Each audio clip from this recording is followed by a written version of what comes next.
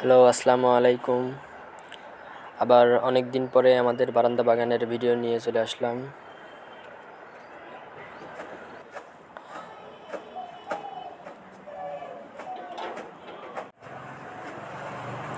তো দেখতে পাচ্ছেন আমাদের পুঁইশাক গাছে আবার অনেক সুন্দর সুন্দর পুঁইশাক ধরছে।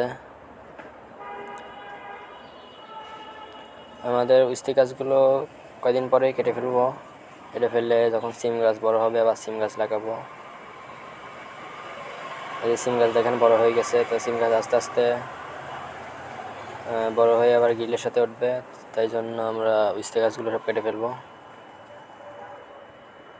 এই যে এখানে একটা ছোট সিম গাছ, এই পাশেও আছে অনেক 3-4টা।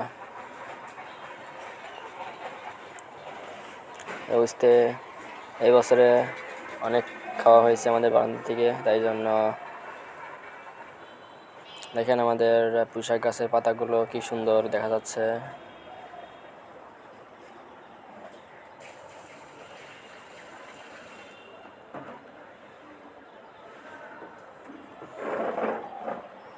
এবার নতুন করে অনেকগুলো ধরেছে পুঁইশাক।